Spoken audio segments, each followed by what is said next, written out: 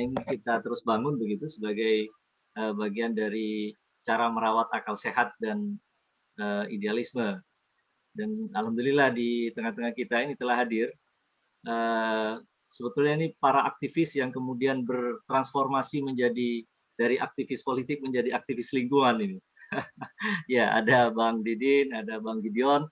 Ya, kita tahu dua orang ini di era pergerakan tahun 98 saya kira namanya sangat terkenal, khususnya dengan yang identik dengan Dewan Mahasiswa Bogor ya. Apa namanya? KMB, komunitas apa? Oh, Esa harus dikirim dulu ke.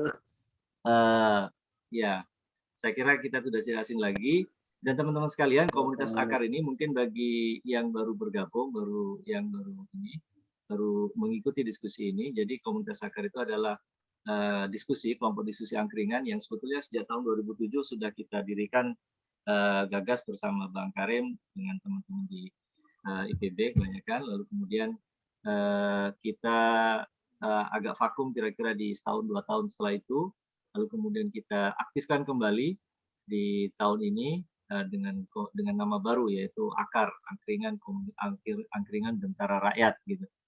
Nah, yang akan kita angkat dalam diskusi-diskusi Akar itu adalah tema-tema terkait dengan tema-tema kekinian dan yang akan datang gitu.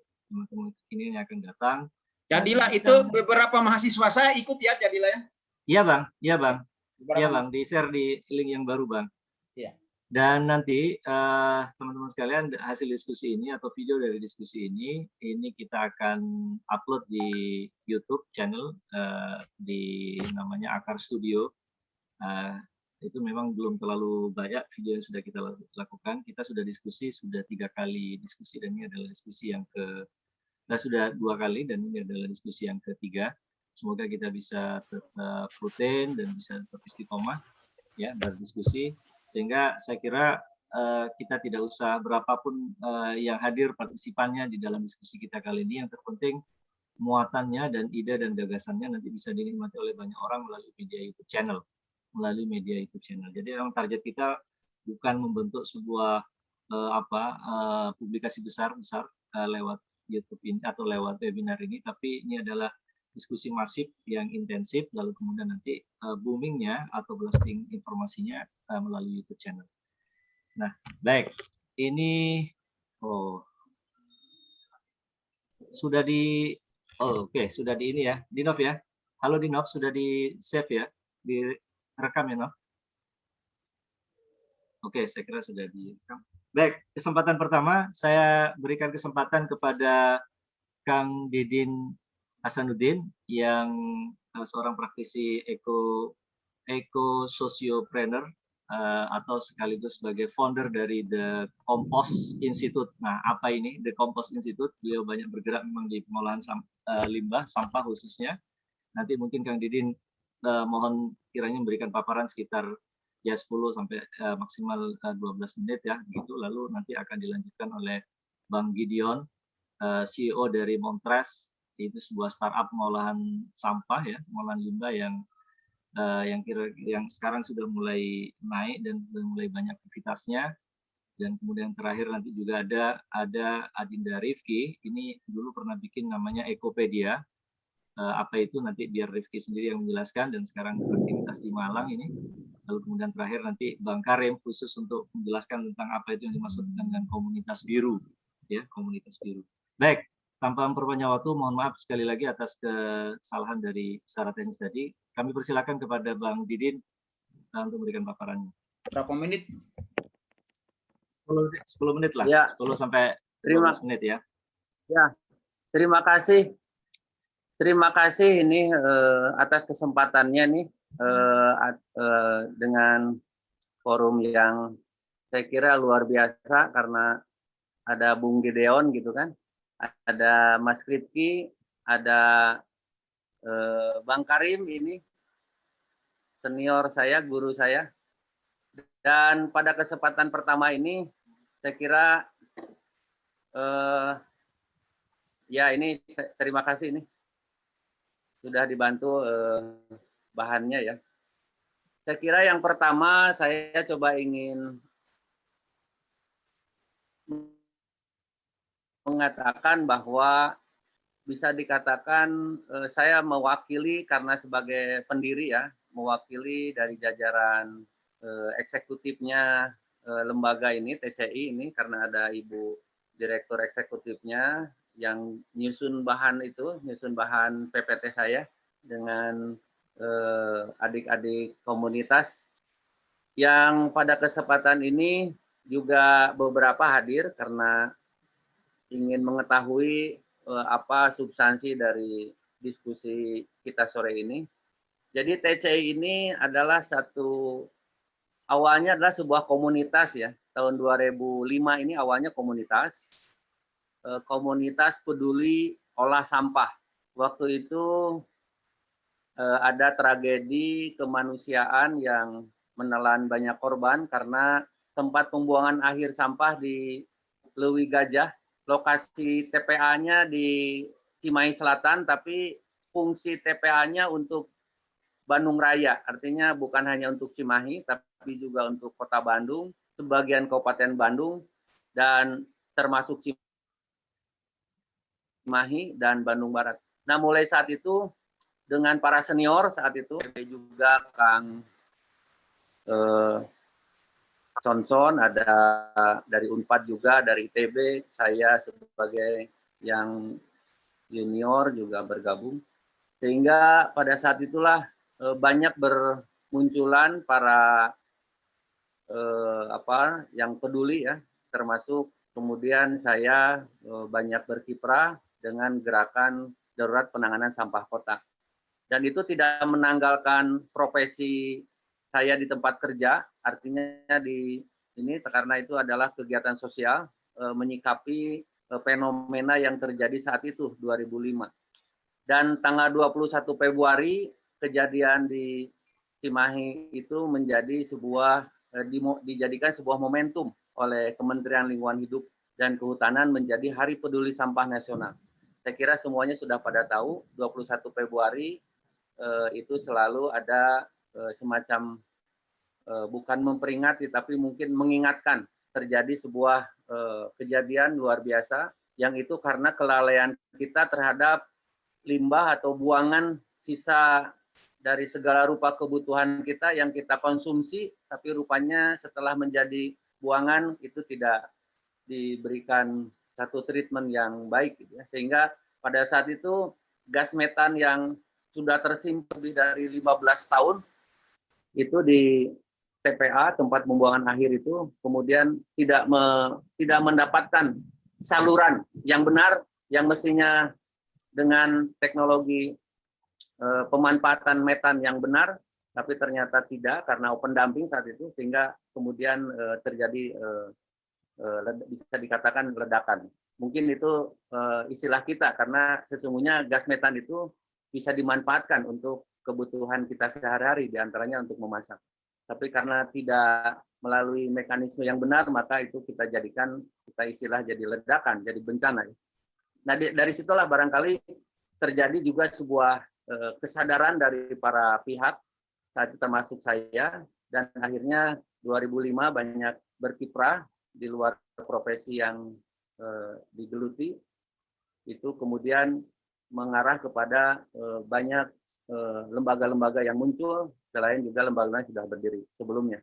Saya tergabung dengan Gerakan Darurat Penanganan Sampah Kota, kemudian berikutnya ada Posko Hijau yang saya bergabung juga menjadi bagian dari integrasi para aktivis yang kemudian menjadi sebuah gerakan. Ya, nanti ada video kata Ibu Direktur, ini saya dapat masuk, sudah dikirim katanya untuk menambah penjelasan saya. Tapi maka saya awali dengan histori sedikit karena video itu nanti akan menyusul. Nah, The Compost Institute dengan berbagai partisipasinya saat itu lebih concern dan melalui sebuah komunitas awalnya lebih concern dalam sosialisasi penyuluhan bagaimana sampah bisa diolah. Yang selama ini dari rumah-rumah tangga karena memang mekanismenya biasa dipungut atau diambil oleh petugas dari ke-RW-an biasanya, dan umum itu di mana-mana pada saat itu, atau bukan ke-RW-an saja, mungkin ada swasta gitu ya, dari instansi kebersihan masing-masing kota atau kabupaten, maka budaya yang sudah biasa begitu itu agak belum langsung semua masyarakat menerima dengan apa yang kita saat itu jadikan sebuah gerakan sosialisasi pengolahan sampah dari sumbernya atau dari dari rumah tangga atau sampah domestik dari sumbernya, termasuk dari institusi pasar ataupun mungkin dari sumber-sumber sampah lainnya. Dan itu berjalan beberapa tahun, kemudian akhirnya mengkristal menjadi sebuah kegiatan-kegiatan yang bersifat sosial ataupun ada yang juga meng-create menjadi produsen dari teknologi sederhana untuk composting misalnya, sehingga saya termasuk yang ikut terlibat dalam bagaimana bisa dikatakan alat ataupun teknologi sederhana untuk pengomposan dengan skala rumah tangga yang ada yang 50 liter, ada yang 100 liter dan sebagainya. Sehingga apa yang menjadi gerakan sosial saat itu juga tumbuh menjadi gerakan ekonomi karena kebutuhan terhadap lama-lama masyarakat, lambat laun masyarakat, khususnya masyarakat educated ya, masyarakat terdidik itu sedikit.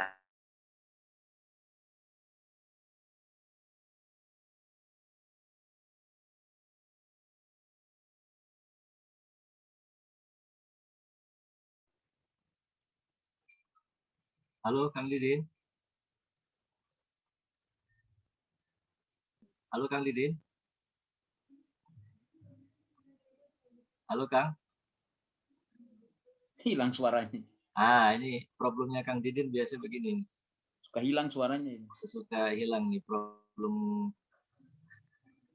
Dia mental lagi nih, keluar lagi dia. Mental.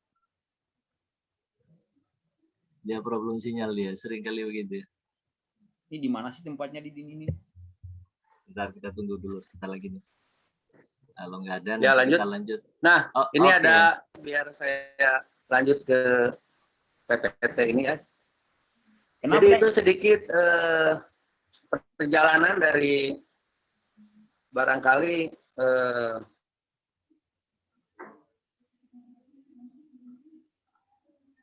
Halo? Halo, Din? Din? Halo. Kenapa ya?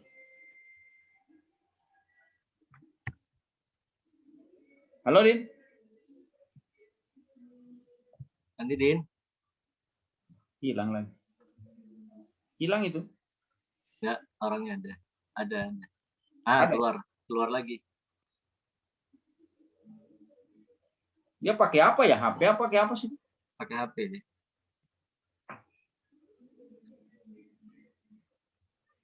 Halo. Ini aja. Ke laptop aja. Halo, Din. Belum masuk, Bang. Belum masuk? Belum masuk. Oke. Mungkin sambil nggak enak nih. Bang Didin. Sebentar lagi. Kita tunggu semenit lagi ya. Kenapa suka hilang-hilang? Nah, ini penyakitnya kalau begini nih. Oke, baik. Mungkin sambil nunggu Kang Didin, ini sambil tunggu Kang Didin ya, belum masuk lagi. Mungkin Bang Gideon, monitor. Monitor. Ini. Kalau komisi Bang Ovid ya silakan ya. Assalamualaikum, Bang. Halo, monitor. Ya, Bang Gideon. Ya. Nah, ini Bang Didin kepental nih kayaknya nih. Kepental keluar, Bang. Sebentar lagi nanti masuk lagi, nanti kita lanjut lagi dengan Bang Didin. Tapi boleh. sementara mungkin Bang Gideon dulu deh. Silakan Bang, mungkin sekitar 10 menit lah mungkin ya. Nanti kita diskusi aja, Bang. Tadi saya kirim ke Bang Karim tadi, bisa ditampilkan dikit, Bang. Bahannya ya. Itu nih Lara ya, host. Di WA model saya sudah kirim. Oh, Bang kirim di WA saya. Oke, sebentar. Oke, mantap. Ya, sebentar.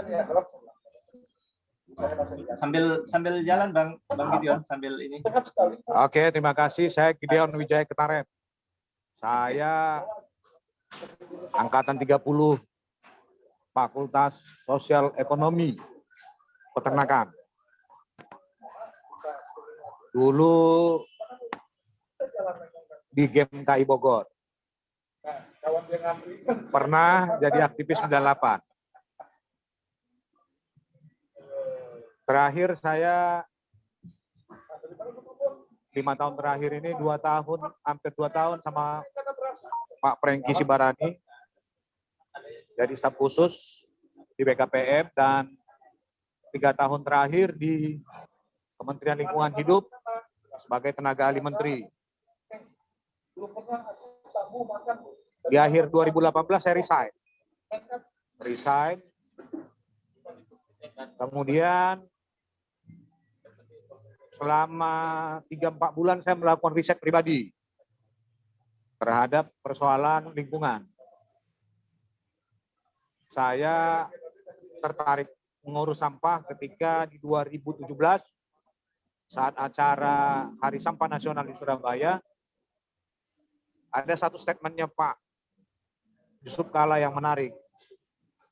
Dia bilang kalau seandainya mengelola sampah atau mengurus sampah dengan mindset konvensional seperti sekarang, dengan pertambahan penduduk yang luar biasa, kegiatan ekonomi yang terus meningkat, di samping persoalan ini bukan persoalan satu negara aja, tapi udah transnasional, maka kemungkinan kita akan kesulitan untuk mengelola sampah.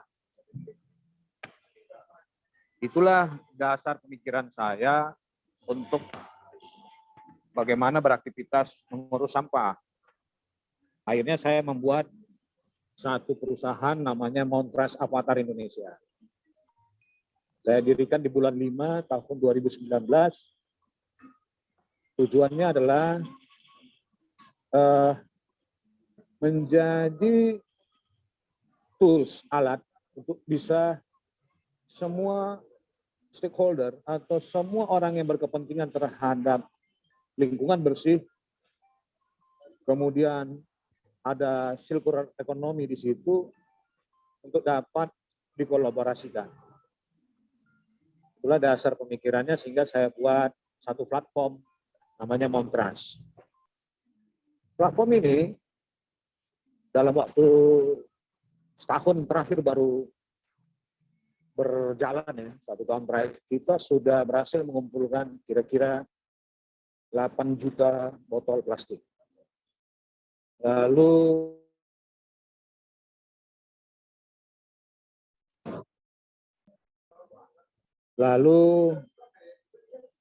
ada sekarang sudah ada di 10 kota, tapi masih di Pulau Jawa. Sudah ada kira-kira 300 mitra kita. Ini lebih pada mengarah ke edukasi juga. Terakhir saya menggagas kira-kira tanggal 15 Maret kemarin dengan Ibu Siti Nurbaya, Kementerian Lingkungan Hidup, membangun satu sekolah sampah secara nasional. Karena saya pelajari, saya kaji, persoalan utama, persoalan sampah kita ini lebih pada edukasi. Mindset bangsa ini terhadap pengelolaan sampah ini sangat bias ya. Maksudnya dalam artian kebijakan juga tidak mendukung, sistem konvensional, pengerjaannya juga terpecah-pecah, hampir semua kementerian terlibat dalam persoalan pengelolaan sampah. Ini nggak akan efektif dan efisien dengan model manajemen seperti ini. Jadi ini menjadi tantangan persoalan besar. Di kawan-kawan industri daur ulang, seharusnya pemerintah juga memprioritaskan bahwa industri daur ulang ini janganlah disamakan dengan industri manufacture lainnya. Kenapa? Harusnya industri-industri daur ulang ini masuk menjadi industri prioritas. Industri prioritas dalam artian atau industri pionir katanya istilahnya. Karena mereka ini kan yang menjadi tulang punggung terhadap di hilir daripada pengumpulan sampah ini. Kalau sampah-sampah itu hanya dibakar kan persoalannya kita akan merusak atau menghasilkan emisi karbon yang tinggi. Lalu ada yang memanfaatkan, tapi kenapa kita disamakan statusnya dengan industri-industri manufacturer lain? Ini nggak masuk akal buat kawan-kawan di industri. Teksnya sama, kemudian proses perizinannya sama. Lalu saya bicara seandainya kawan-kawan bangun industri, kawan-kawan pasti akan dikenakan AMDAL. AMDAL nanti isinya pun pasti salah satunya adalah diwajibkan untuk mengelola sampah. Itu udah kata-kata terakhir dari komisi-komisi AMDAL itu. Tapi ketika kawan-kawan yang memproses sampah menjadi bahan-bahan raw material untuk bahan baku industri, dikenakan lagi AMDAL. AMDAL apalagi yang mau ditumpangi kepada apa menjadi beban buat mereka untuk mengelola hal-hal yang seperti ini. Ini juga udah nggak masuk akal buat kawan-kawan para pendaur ulang. Jadi di kawan-kawan pendaur ulang ada dilema. Dilemanya apa? Mereka mengolah sampah tidak ada insentif. Pada pemerintah sudah mengeluarkan misalnya ada tipping fee. Lalu yang pendaur ini setahu saya tidak pernah mendapatkan yang namanya tipping fee. Sudah tidak mendapatkan tipping fee, dikenakan tax. Sudah dikenakan tax, dikenakan lagi soal peraturan-peraturan yang jelimet. Jadi kalau saya sudah mengkaji UCK ini nggak peduli atau lupa dia tentang persoalan sampah. Ini menjadi persoalan kita. Oleh karena itu saya bangun platform Montras, tujuannya sederhana. Saya pengen jadi platform nomor 1 di dunia. Kalau saya bercita-cita selalu harus nomor 1. Dalam artian kita punya penduduk 270 juta. Kalau 100 juta aja menggunakan aplikasi Montras ini, saya kira kita udah salah satu yang terbesar di dunia. Sederhana pemikiran saya. Yang kedua, yang selanjutnya saya juga melihat kalau kegiatan pengolahan sampah kebanyakan itu hanya seremonial. Selama saya terlibat dalam hal seperti ini, kebanyakan hanya seremonial aja setiap tahunnya. Lalu bagaimana mengubah mindset-nya? Itu yang menjadi persoalan. Saya mencoba dengan platform ini mempelajari satu karakter masyarakat kita yang tidak mau repot, tidak mau terbebani, tapi dapat duit. Nah ini yang saya pelajari dari pola masyarakat ini, maka saya buat platform Montras ini, bagaimana dia memiliki sampah di rumah, lalu dia buang, dia dapat duit. Itu yang saya bangun, dan tantangannya juga besar. Lalu saya gandeng melengkapi aplikasi ini, saya sudah bekerja sama dengan beberapa platform termasuk payment gateway dan terus akan dikembangkan. Ini di 2020 saya sudah merangkai 6 function dari aplikasi ini. Ada marketplace-nya, namanya Door Market, ada pengelolaan sampah berbayar di masyarakat berbasiskan digital, namanya Mount GPS. Jadi pembayarannya by iuran, bisa melalui e-money atau kartu kredit. Yang ketiga, ada transaksi dari masyarakat umum untuk mengelola memasukkan sampah atau mengirimkan sampah, mendapatkan poin atau saldo. Yang terakhir saya bangun namanya Montras Bank. Hanya cita-cita ini. Seorang Gideon nggak mungkin memiliki bank. Dalam artian sekarang membuat bank sendiri aja mungkin triliunan modalnya. Saya pengen cita-cita punya bank, namanya bank sampah. Tapi kalau saya buat namanya bank sampah kurang keren kayak. Nah, saya buat namanya Montres Bank. Montres Bank ini ya kalau ada sampah ya jadi duit. Semuanya ada di aplikasinya dan tercatat rekod. Itu sudah saya kerjakan, dan ke depan di 2021 saya juga lebih mengarah kepada waste management nantinya, karena pengelolaan sampah ini juga terkait dengan waste management. Lalu saya udah kerjasama dengan IPB sebenarnya, tapi belum berjalan karena pandemik. Saya membangun satu konsep sebenarnya bagaimana big data bisa terkumpul dari pengelolaan sampah. Big data dalam artian begini sederhana. Setiap produsen diwajibkan untuk mendata seberapa banyak sampah yang sudah dihasilkan dan berapa persen yang sudah dia pungut kembali. Itu ada undang-undangnya atau permennya.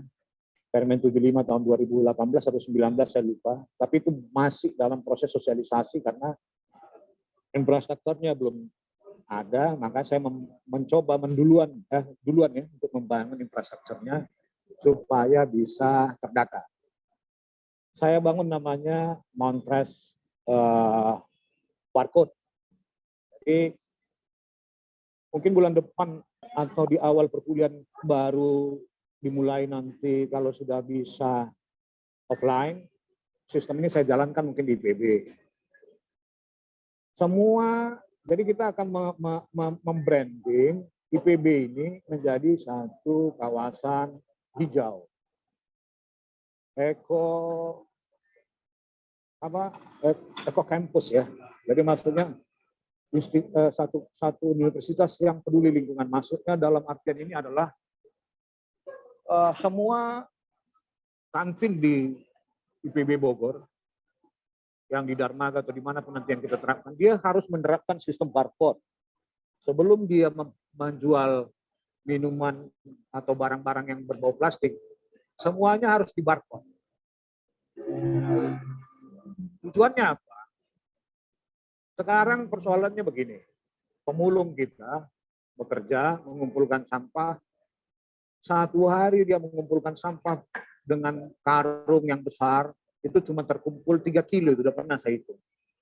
3 kilo dengan harga dia kirim ke pelapak 2.000 sampai 2.500.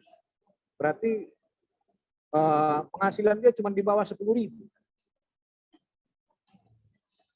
Apa enggak miris kita melihat kawan-kawan, saudara-saudara kita pemulung seperti ini?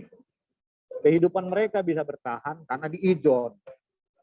Ada yang pengepul besar mengijonkan uang ke mereka 2-3 juta, lalu dibayar dengan sampah. Ini udah nggak masuk akal. Dan kalau dihitung-hitung di bawah UMR mereka itu. Apa ini sektor informal seperti ini kita biarkan terus? Oleh karena itu saya menggagas barcode ini, saya bernegosiasi ke produsen agar produsen itu men-sparekan sedikit cost untuk dikutip kembali sampah-sampahnya dengan biaya tertentu. Dari sinilah saya labeling siapa perusahaan yang mau bekerja sama dengan kita, maka kita label dia dengan barcode. Lalu apa manfaat yang mereka dapatkan? Pertama adalah database. Berapa banyak sampah yang dia keluarkan impor, lalu berapa yang sudah tertrace, terlacak, dan terdaur ulang.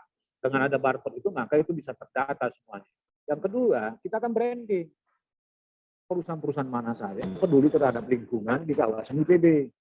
Kalau perusahaan-perusahaan yang kita ajak nggak mau bergabung, ya kita mungkin kebijakan rektor nanti nggak boleh jualan.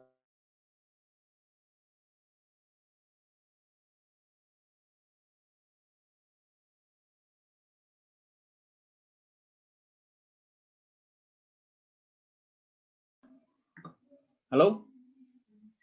Kenapa berhenti? Halo, Dil?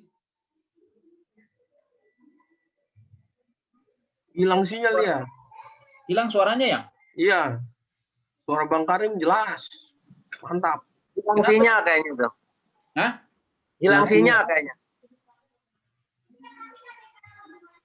Kayak saya tadi hilang sinyal nih, Bang. Memang ya itu kan persoalannya begitu. Hilang dia. Lanjut, Din. Lanjut tadi. Iya, saya tadi saya begitu, Bang. Iya. Jadi lebih baik saya lanjut ya.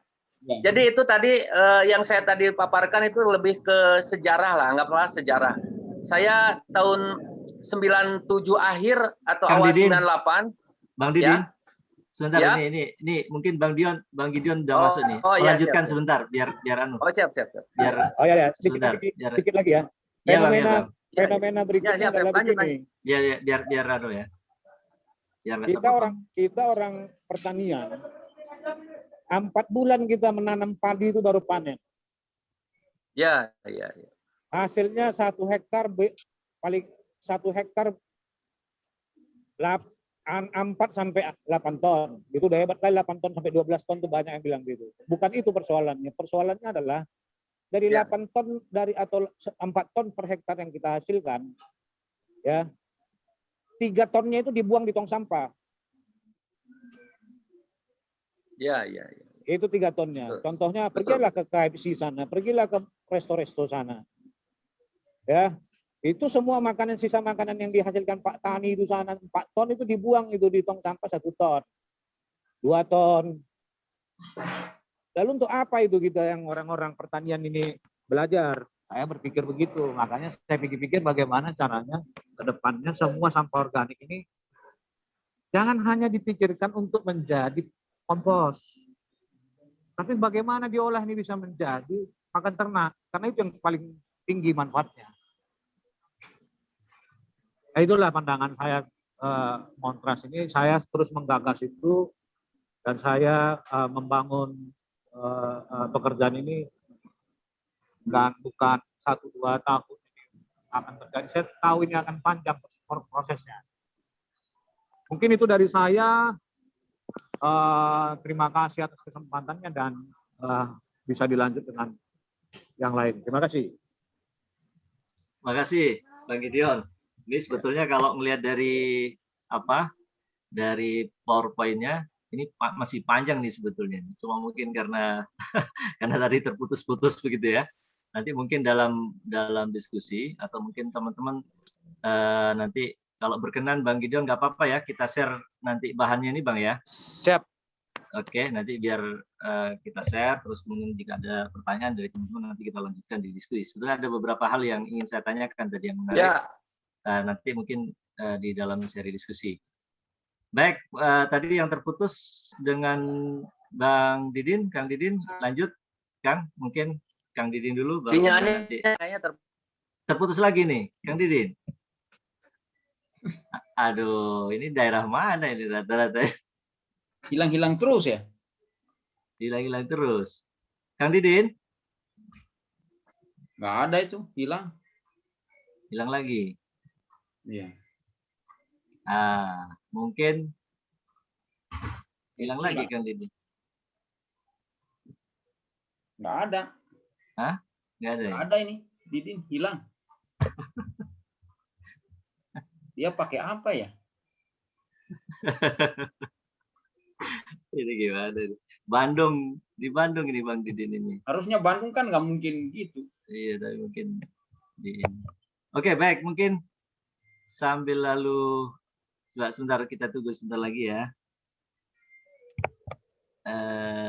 Kita tunggu Bang Didin. Kalau enggak, kita lanjut ke Rifki. Siap Bang. Silakan Ki, mulai Siap. aja. Sambil Ya. aja Ya. Oke. Ayo Rifki mulai.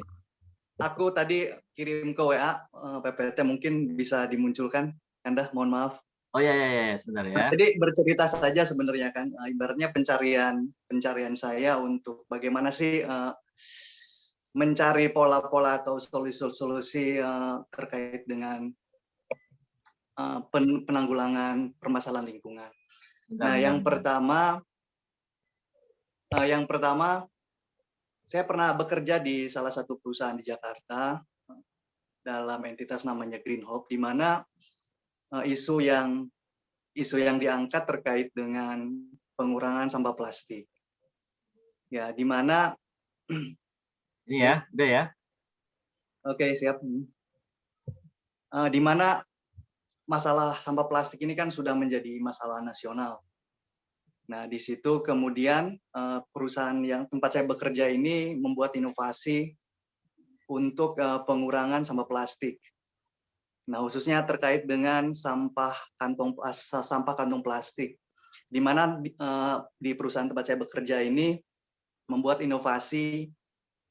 Dia menggunakan tambahan bahan adiktif berupa oksium untuk mempercepat penguraian sampah plastik. Nah, yang kita temukan di Indomaret itu yang terdegradasi selama 5 tahun. Nah, itu adalah salah satu inovasi dari Green Hope. Itu hal itulah yang membuat saya terus mencari pola-pola bagaimana sih untuk sedikit demi sedikit mencari solusi terkait dengan pengolahan sampah. Nah, ternyata permasalahannya maksud saya selain dari oksium tadi, ada juga yang mungkin sekarang beberapa bulan yang lalu booming, bahan kantong plastiknya terbuat dari singkong. Nah, masalahnya memang bahan dari singkong ini lebih biodegradable, dia eco-friendly lah.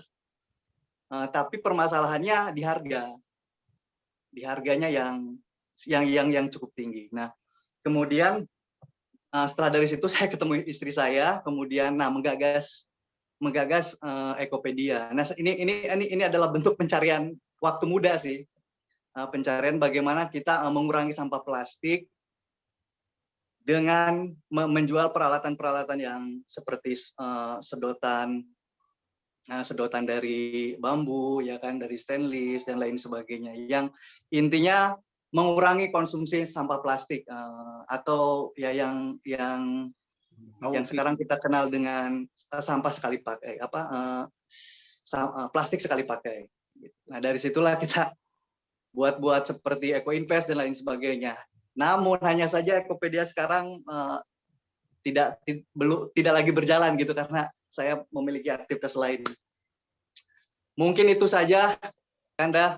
Selanjutnya bisa diskusi lagi. Ini produk-produknya masih ini, Rifki, tapi masih jalan ya, masih ada kegiatannya ya. Nah, udah nggak jalan, Kanda. Mandek ibaratnya, karena aktivitas saya juga di Nusantara, di Ekonusa, dan sekarang di Malang di Brawijaya. Iya. Istri juga ada aktivitas, sehingga oke lah. Dan kita sekarang bergerak ke isu lain sebenarnya. Itu Didin sudah ada tuh, Didin. Oke, ya. baik. Bagus Rifki nih. Kenapa nggak dilanjutkan, Ki? Mantap sekali. Apa? Kenapa nggak dilanjutkan? Ini ada Bung Taufik ini. Ada Bung Taufik. Ini Makan dulu. Ini Mas Taufik ini kalau nggak salah ini pendemo juga ini, tapi sudah jadi dosen di Jenderal Sudirman ya, Mas Taufik ya? Ya. Siap, betul. Oke. Mantap. Sudah lama ketemu kita. Bang Didin, gimana Kang Didin? Kapan ketemu Rifki nih? Kapan bisa ketemu Rifki? Ya. Bagus itu konsepnya Rifki. Langsung ding. Nanti Rifki ini bisa kita idenya ini. Ya. Langsung aja, Pak. Jadi saya langsung ya. Ya. Jadi dari beberapa tahun kegiatan ikut dalam gerakan-gerakan sosial lingkungan, maka kemudian saya di lapangan coba memformulasi menjadi sebuah eco socialpreneurship. Oleh Bang Karim dalam tornya itu sangat bagus sekali menjelaskan eco socialpreneurship ya, yang dalam praksisnya saya melaksanakan itu, dan oleh Bang Karim dalam konsepsinya sangat bagus. Jadi memang dari persoalan sampah ini saya sedikit saya sedikit tambahkan yang Bang Karim di Tor ini. Dari permasalahan sampah memang yang saya alami bukan soal circular ekonominya saja, kecuali memang pendekatan korporasi seperti Bung Gideon itu saya paham, dan memang harus banyak inovasi-inovasi yang membuat korporasi diterima oleh masyarakat, dalam hal ini pengguna institusional ataupun individual masyarakat.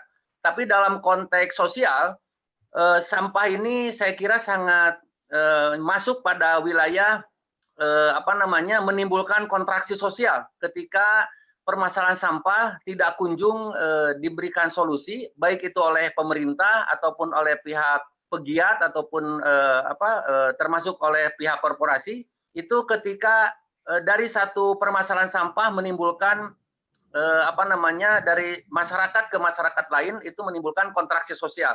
Saya mengistilah kontraksi sosial karena memang ini sangat real terjadi.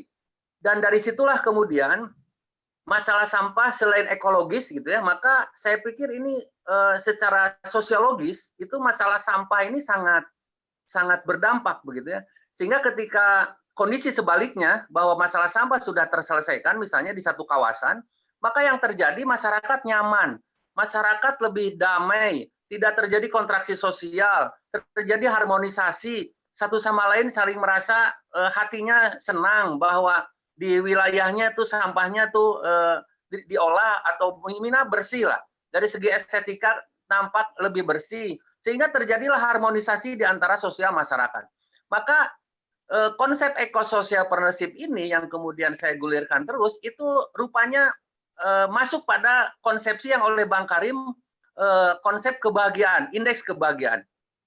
Jadi dari permasalahan sampah dari perspektif sosial, itu sangat masuk ke wilayah menimbulkan membuat suasana atau memberi kebahagiaan kepada masyarakat atau kepada sekelompok masyarakat atau kepada komunitas atau kepada yang sekota, sekabupaten, seprovinsi dan sebagainya. Jadi saya kira eco-social partnership ini di samping memang ada circular economy,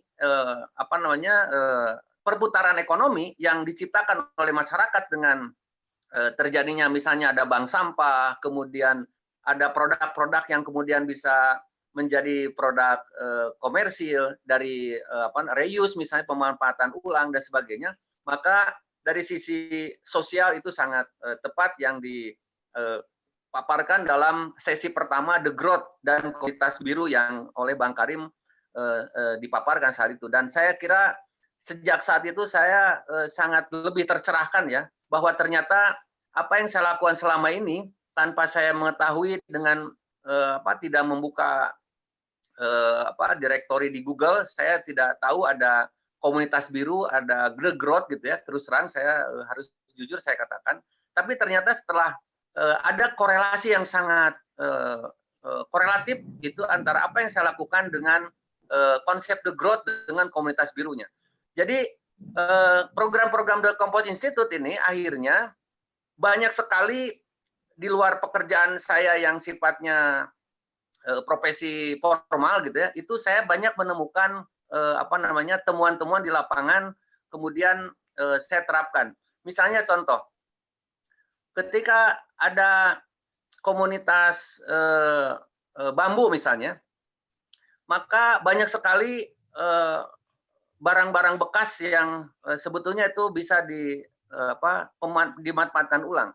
Kemudian ada terjadi inovasi sedikit dengan kreasi dibuat kerajinan yang kemudian bisa dijual. Kemudian ada kelompok atau yang komunitas yang didorong dari bahan bekas, dari perca dan sebagainya.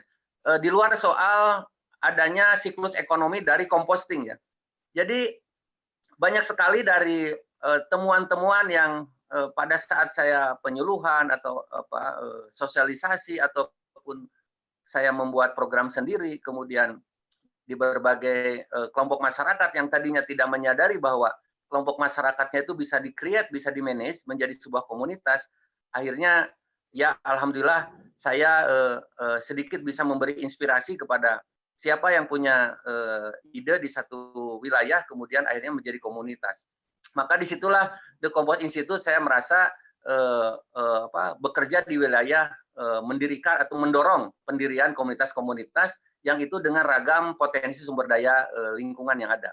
Termasuk juga di kelompok usaha pemulung. Kemudian pernah juga mendorong di kelompok usaha pemanfaatan limbah kain atau perca yang di Kabupaten Bandung dengan industri-industri tekstilnya itu banyak sekali limbah kain atau perca yang kemudian sedikit ditambah keahlian atau keterampilan menjadi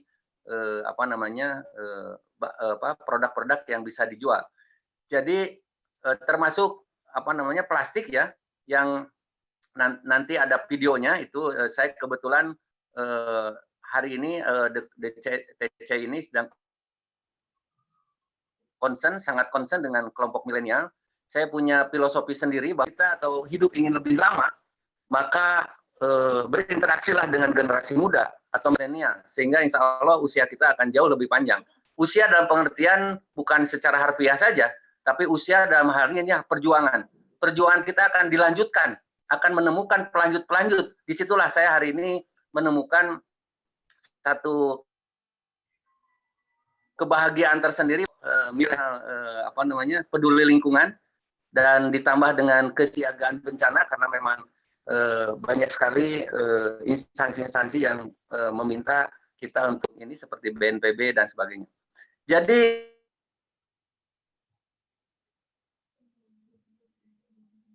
Hilang lagi. Halo Bang. Halo Din.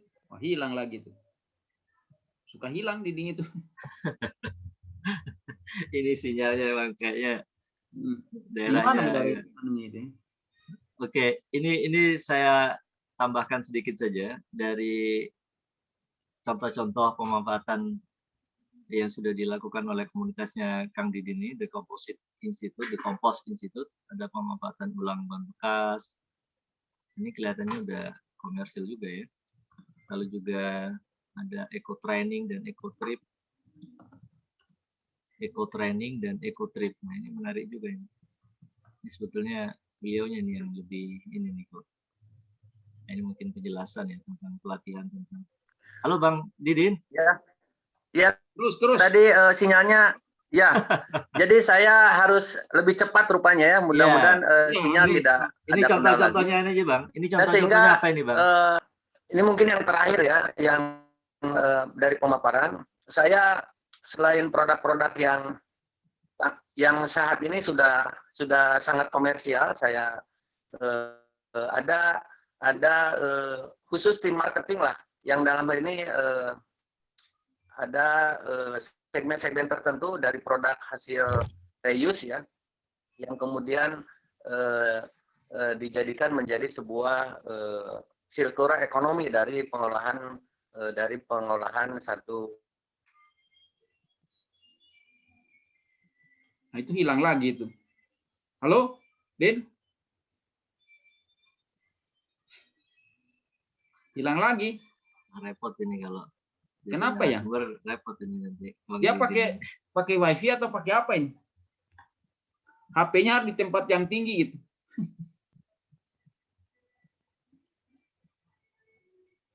Bentar lagi masuk itu. Harusnya HP-nya di tempat yang tinggi biar ini kan. Oke, Kang Didin. Ya, mungkin sementara ini dulu Bang.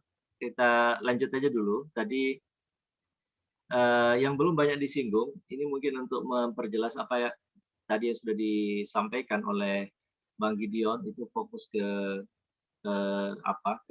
sampah, ke pengelolaan sampah, dan juga kaitannya dalam konteks yang lebih besar ya, sudah dilakukan oleh Bang Gideon itu sampai sudah membuat satu startup tersendiri begitu. Lalu kemudian Bang Didin, Kang Didin itu lebih ke masih di pengelolaan sampah atau limbah, tapi lebih luas kelihatannya jenisnya. Lalu kemudian Rifki dengan Ekopedia itu semacam memperkenalkan tentang kehidupan lingkungan yang sehat lah dengan menggunakan atau memanfaatkan produk-produk yang sehat gitu dengan yang tidak merusak lingkungan. Nah, mungkin yang belum banyak disinggung ini mungkin sedikit Bang Karim tentang komunitas biru ini. Tentang komunitas biru kaitannya dengan apa yang sudah dikerjakan oleh kawan-kawan ini. Nah, dengan eco-socialpreneurship ini konteksnya dalam pencapaian sebuah komunitas biru dan yang menjadi antitesis dari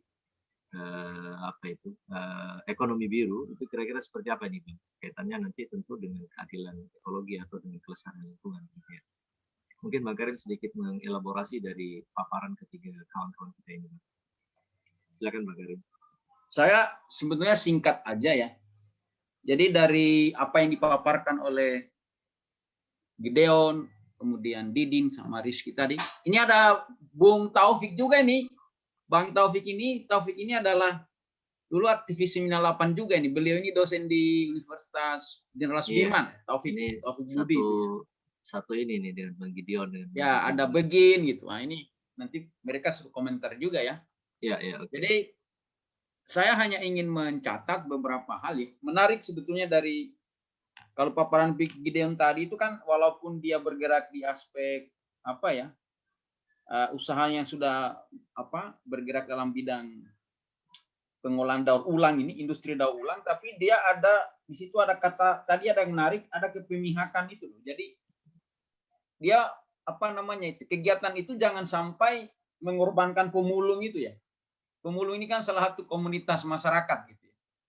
Itu menarik sebetulnya. Jadi ini ada aspek keadilan ekonomi di situ ya, sama keadilan ekologi ya. Kita bisa keadilan ekologi mungkin di situ. Jadi ada kepemihakan gitu.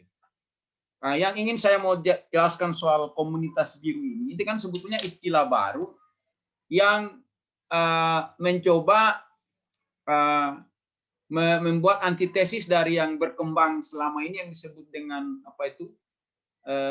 ekonomi biru gitu ya. Jadi ekonomi biru karena itu kan dari sebuah jurnal internasional ya saya baca itu, dan itu terbitnya 2020 gitu ya. Dia mencontohkan bahwa ternyata ekonomi biru itu masih berorientasi kepada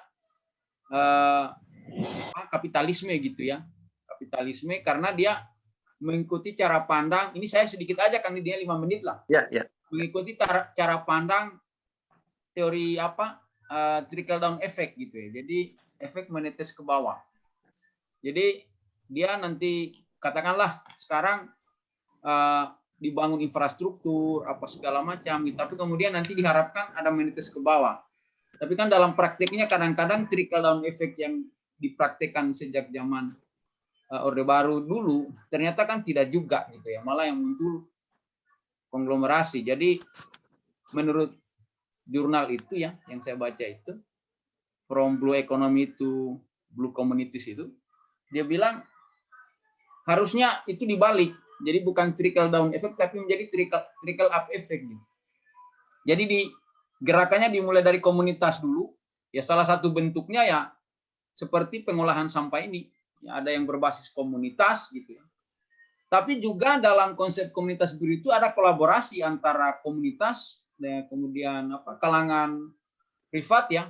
Seperti Bung Gideon ini kan termasuk bisa dikelompokkan sebagai privat. Tetapi berkolaborasi dengan masyarakat karena ada tadi dalam upaya melindungi pemulung dari ijon gitu ya. Karena sudah diijonkan oleh pemberi tadi ya kata ya. Dan itu menurut saya salah satu gerakan seperti ini kan sebetulnya akhirnya bisa mensejahterakan komunitas dulu. Jadi sebetulnya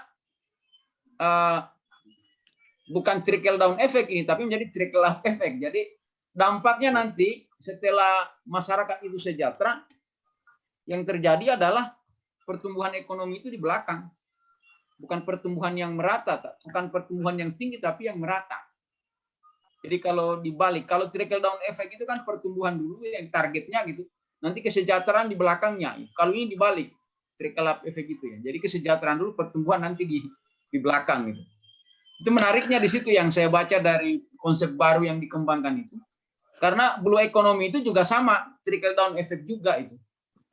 Karena dia harus menggunakan teknologi yang tinggi gitu ya. Nah, tapi ini ya sebetulnya ini juga teknologi, tapi teknologi yang bisa dikelola oleh masyarakat kan dengan cara berkolaborasi tadi. Jadi ya ini mungkin salah satu cara pandang yang bisa diadopsi lagi untuk dalam konteks, apalagi dalam konteks sekarang ini kita mengalami pandemi COVID-19 itu. Sekarang ini kan hampir di semua negara itu negatif kan tumbuhan ekonominya gitu. Jadi benar-benar terjadi degrowth itu sekarang itu. Jadi bahkan tidak ada yang tumbuh positif itu. Tapi negara tidak bubar itu ya. tetap saja jalan aktivitas. Iya. Justru yang muncul yang kegiatan-kegiatan seperti yang ini yang lebih efisien gitu ya. Dengan menggunakan tadi ya seperti teknologi dan juga seperti yang dikembangkan Didin itu dengan berbasis komunitas di masyarakat di Bandung. Ternyata kan sebenarnya masyarakat bisa mendapatkan manfaat gitu, secara ekonomi. Iya. Dan ekologi juga akan menjadi lebih baik gitu. Sebenarnya itu sederhana aja cara berpikirnya gitu yang coba kita bangun di situ. Artinya yang muncul bukan hanya keadilan ekonomi tapi keadilan ekologis. Iya. Itu sih sebetulnya yang coba saya istilahkan sebagai komunitas biru. Jadi sebenarnya di tingkat komunitas gitu ya. Sebenarnya selama ini kan kalau kita lihat masyarakat adat lokal itu sudah punya kemampuan itu, tapi dalam hal-hal lain saya kira belum ya. Dalam hal lain belum gitu. Saya kira itu saja sebenarnya catatannya. Cak Dila nanti bisa ditambahin oleh yang lain. Ya, untuk saya itu untuk sementara. Terima kasih. Oke, baik, Bang Karim. Terima kasih. Jadi poin terbesarnya, poin utamanya tadi adalah kalau ekonomi biru itu melahirkan trickle down effect, itu ya jargon utamanya, trickle down effect. Dan memang faktanya kan ternyata trickle down effect yang digadang-gadang dalam setiap era pembangunan itu faktanya kan bertolak belakang dengan realitanya begitu. Artinya yang terjadi bukan pemerataan ekonomi, tapi justru melahirkan ketimpangan. Dan itu kita banyak kemudian kita lihat di dunia-dunia maju maupun di kita begitu. Nah, bedanya komunitas biru adalah trickle up effect. Jadi kalau itu trickle down effect, ini trickle up effect. Jadi seperti menata dari bawah, membangun dulu kesejahteraan komunitas, baru kemudian pertumbuhan itu bisa. Baik, mungkin tadi melanjutkan, Bang Didin, Kang Didin melanjutkan tadi ada yang terpotong lagi. Ini udah 3 kali terpotong. Mungkin langsung ke ini aja, Kang, Bang Didin, mungkin ke produk-produk apa yang sekarang sudah dilahirkan, terus kemudian cara pelibatan komunitas dalam kegiatan itu seperti apa, Bang? Kira-kira, Bang? Ya, yang concern saat ini yang pertama EcoBrick ya, ini sudah memang baru 2 tahun ya, 2 tahun. EcoBrick ini pelibat sertaannya dari komunitas ini sangat partisipatif karena kegiatannya menjadi sangat menyenangkan secara psikologis, kemudian secara ekonomis ini bisa saya katakan dan saya bisa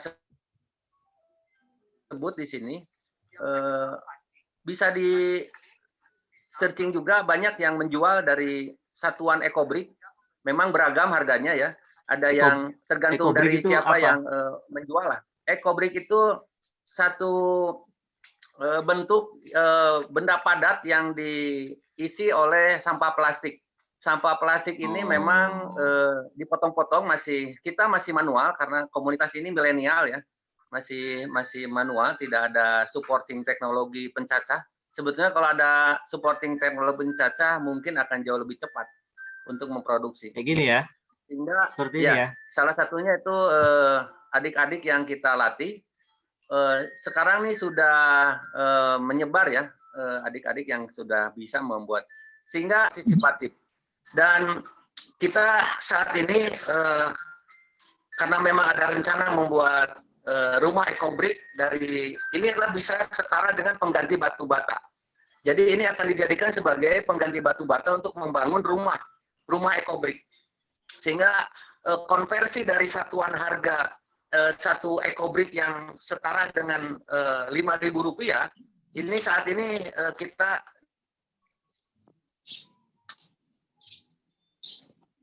hilang lagi. Hilang terus. Kenapa Didin itu suka hilang? Masih ada.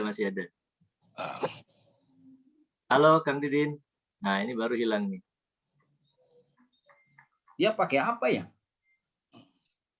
Jim ini. Saya juga pakai HP, tapi nggak hilang-hilang saya. Oke. Oke, baik. Mohon izin Mas Audila. Ya, nanti kita sembari nunggu Kang Didin ya, kita coba mungkin ada tanggapan dari teman-teman. Silakan, Dari Taufik tadi, Mas Budi. Taufik. Ya, Taufik. Mas Taufik ini senior saya nih, Bang. Iya. Nah, ini yang ngospek saya Ya. dulu nih. Ini yang ngospek saya nih, Mas Taufik ini. Silakan Mas Taufik. Itu Selamat penggerak siang, juga Pak. 98 itu. Iya, ini Silakan, Fit. Oke, Baik. Mas Taufik. Waduh, udah jenggotnya udah putih sekarang ya. Jangan Taufik pakai jenggot. Baik. Oke, Mas. Assalamualaikum warahmatullahi wabarakatuh. Selamat sore. Waalaikumsalam warahmatullahi wabarakatuh. Waduh. Sama-sama, saya salut ini sama Bang Gideon ini. Kalau saja saya jadi rektor IPB ini ya, wah, saya akan bangun itu patung GWK. Apa itu? Iya. Ini alumni yang peduli lingkungan kan gitu. Iya. Baik, pendekatannya kalau saya lihat begini. Kalau Bang Gideon itu kan sebenarnya coba membuat sebuah pencitraan, tapi dalam konteks yang baik. Bagaimana ini kita mainkan ke korporasi dulu, ya kan? Karena mungkin Bang Gideon sudah merasakan mulai dari bawah seperti apa gitu ya, sehingga Bang Gideon ini coba bangun tadi dengan pendekatan digitalisasi. Nah, kekurangannya Bang Gideon cuma hanya organisasi saja ini di daerah-daerah, sehingga ini bisa bagaimana ini bisa masif hingga sampai di tingkat kabupaten. Kemudian kalau itu kan intinya mulai dari bawah. Nah, mungkin ini keduanya bisa dikawinkan gitu. Jadi jangan jalan sendiri-sendiri gitu kan, kawinkan saja nih Bang Karim. Mantap, Fit. Kawinkan saja, kalau orang budidaya kawinin aja nih kalau bagus. Oke, jadi punya pengalaman, tempo lalu saya punya tenan atau bimbingan ya di inkubator di tempat saya itu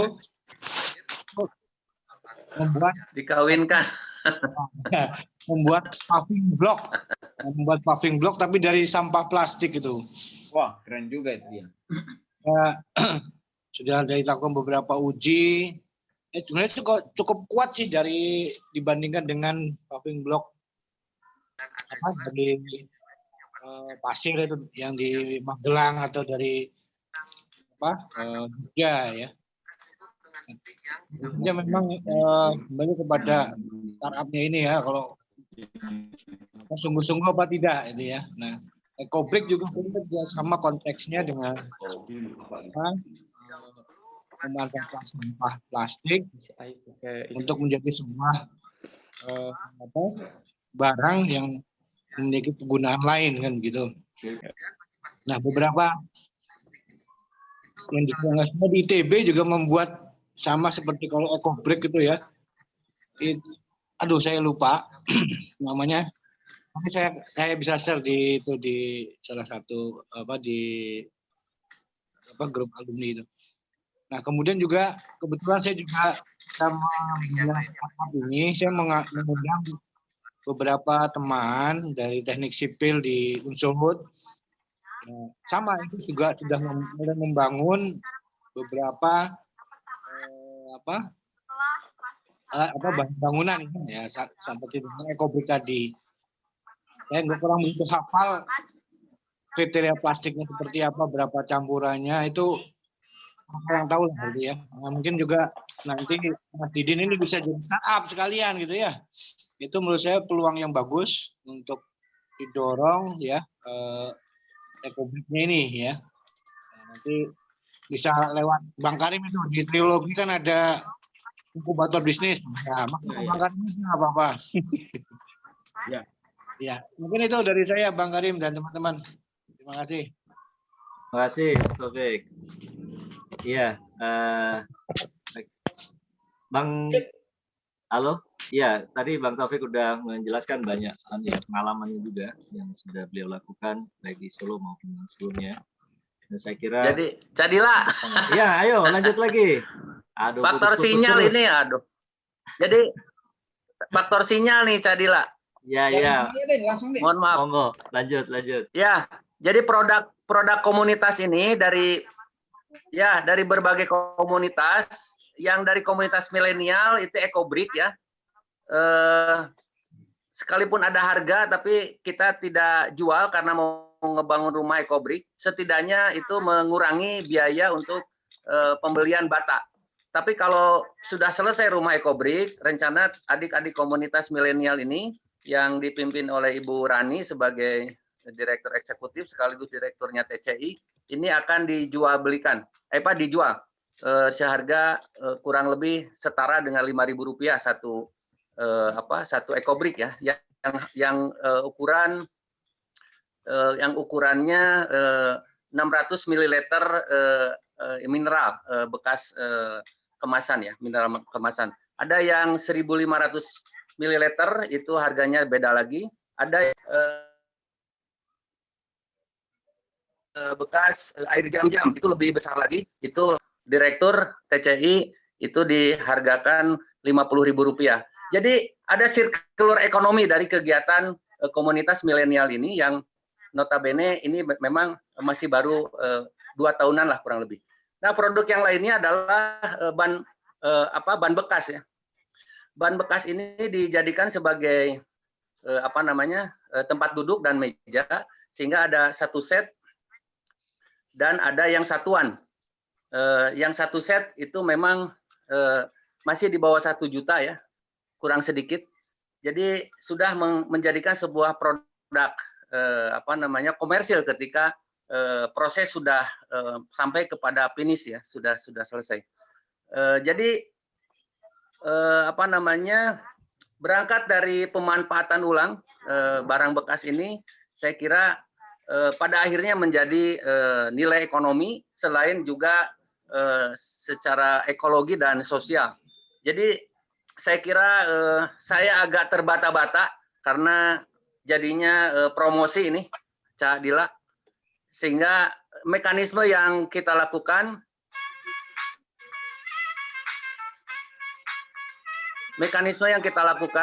setelah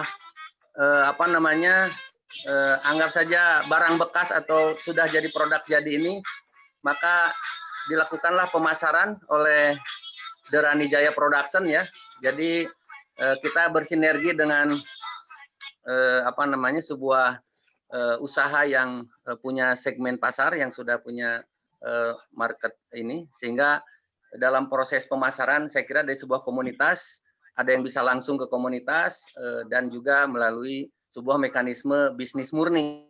Jadi saya kira di sini juga sama Bang Karim, ada perpaduan ya antara bagaimana mendrive sebuah komunitas dengan pendekatan sosial, tapi juga kemudian ada sebuah produk yang kemudian menjadi produk ekonomi. Nah, disinilah menariknya, makanya saya Eco-Socialpreneur ini, karena ternyata sumber daya alam kita, sumber daya lingkungan kita sangat banyak. Kalau dalam bahasa bilang lagi.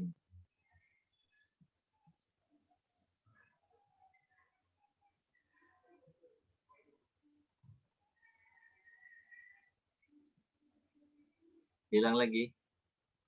Bang Didin.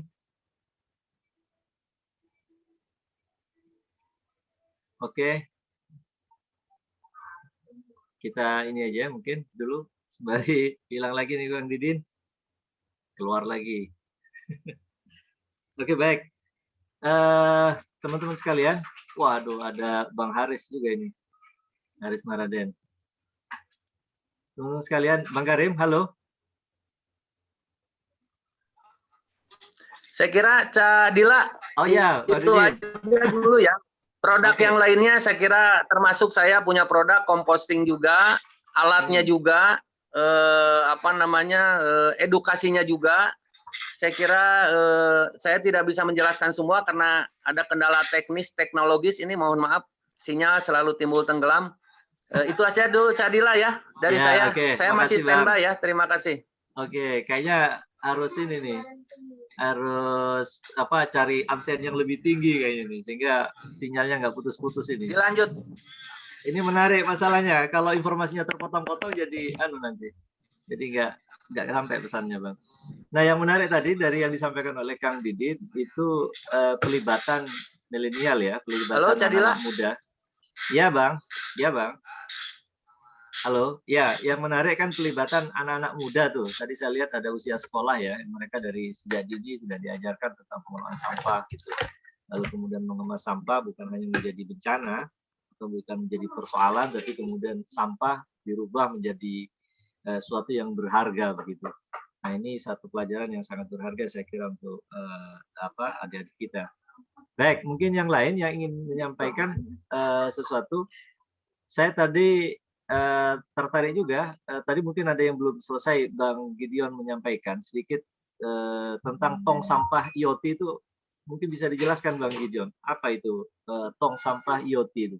Kalau kita bicara IoT kan Internet of Things ya, kayaknya seperti terjadi connectivity gitu ya, atau secara otomatis gitu, atau bagaimana itu? Saya menarik ini. Jadi gini, Iya Bang. konsepnya tong IoT itu saya udah pelajari.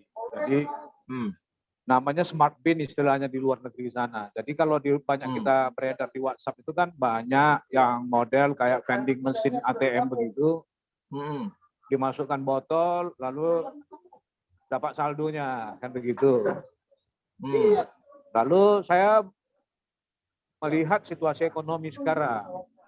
Situasi ekonomi sekarang kalau kita pelajari kan menurun ini semuanya bisnis. Dengan investasi begitu besar, satu unit kira-kira 60, paling murah 60 juta, dan yang ideal itu 150 juta, saya melihat belum make sense untuk dilakukan. Mungkin nanti setelah ekonomi pulih, mungkin itu make sense lah. Tapi kalau sekarang nggak make sense. Saya berinovasi buat yang sederhana saja, dari fiber. Lalu saya uji coba dulu di awal sistem scanning dengan barcode yang ada atau sampah yang ada. Di scanning ternyata kita uji coba di beberapa titik, mungkin karakter masyarakat kita belum mendukung, sehingga lebih banyak yang masuk barangnya itu aja, ditarik balik atau masuk jenis-jenis berbeda yang belum bisa dibaca scan, sehingga nggak efektif juga. Lalu kedepannya nih sistem udah siap, kita akan running nanti di BB mungkin bulan depan kalau memungkinkan. Ya tadi itu kita keluarkan barcode khusus untuk sampah-sampah ini.